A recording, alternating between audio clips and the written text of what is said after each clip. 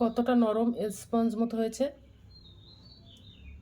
আজকে আবার অন্যদিনের মতো নতুন একটা রেসিপি নিয়ে এসেছি। আজকে রেসিপি হচ্ছে কফি কেক। তো চলো আমি এই কফি কেকটা কিভাবে বানাই তোমরা শেষ পর্যন্ত ভিডিওটা স্কিপ না করে পাশে থেকে দেখার জন্য অনুরোধ রইল। তো চলো শুরু করি। এই কফি কেকটা বানাতে আমার 2টো ডিম লাগবে। তো আমি একটা গামলা বাটি নিয়ে নিলাম, এর মধ্যে আমি 2টো ডিম ফেটিয়ে দেবো।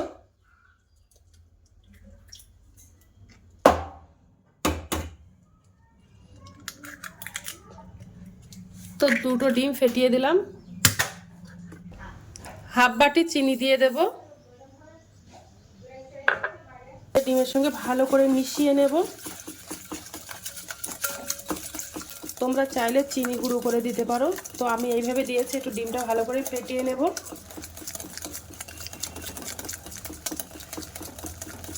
চিনিটা যতক্ষণ না গুলবে ততক্ষণ আমি ডিমটা ফেটিয়ে নেব ভালো করে। আর এই কেকটা খেতে কিন্তু অসাধারণ লাগে। তো সবসময় তো বাজার থেকে কিনে আনা সম্ভব হয় না, বাচ্চারা অনেক সময় জ্বালাতন করে। তো 2টো ডিম থাকলেই আর একটু বাড়িতে আটা থাকলেই এই রেসিপিটা বানানো যায় খুব সহজে। তো ডিমটা আমি ভালো করে ফেটিয়ে নিয়েছি আর চিনিটাও গলে গেছে।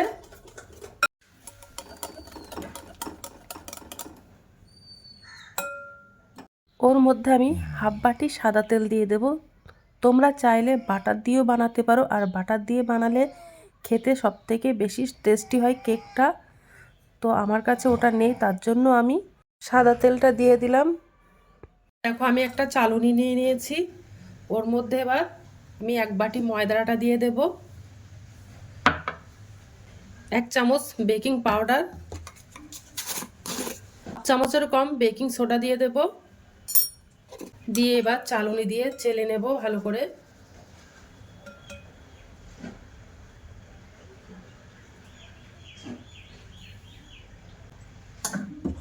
চেলে নিলাম। এবার আমি ময়দাটা ভালো করে মিশিয়ে নেব।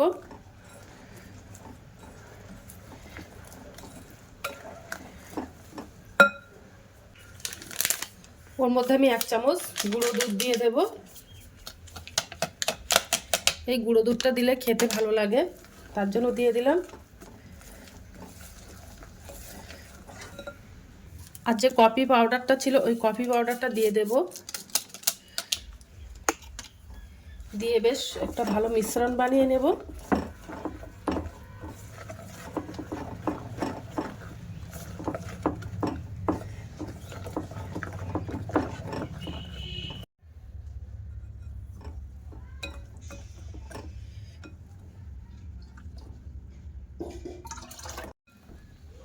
তো দেখো কেকের ব্যাটারটা বানানো হয়ে গেছে।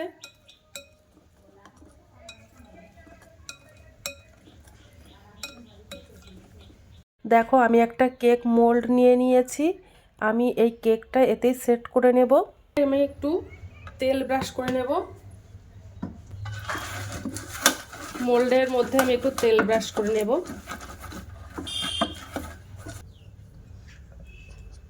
তো এবার কেকের ব্যাটারটা দিয়ে দেব।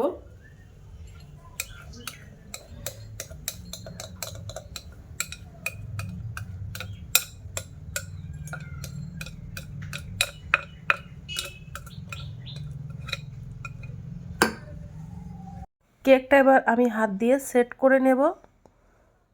এবার আমি একটা উনানে কড়াই দিয়ে দিয়েছি, ওর মধ্যে আমি একটা স্ট্যান্ড দিয়ে দেব। এবার আমি কেকের মোল্ডটা বসিয়ে দেব।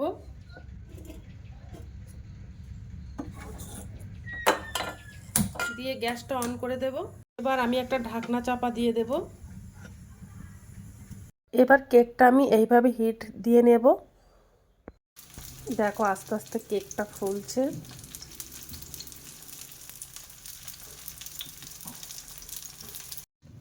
দেখো কেকটা হয়ে গেছে। কি করে বুঝবে? একটা কাঠি ফুটিয়ে দেব। দেখো কাঠির গায়ে কোনো লাগছে না।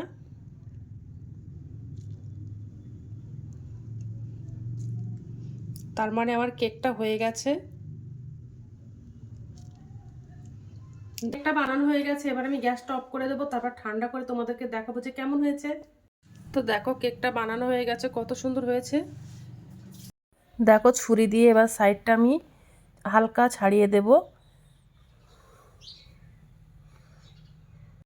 এবার কেকটা কাটবো। কতটা সুন্দর হয়েছে দেখো, আর কতটা নরম স্পঞ্জ মতো হয়েছে।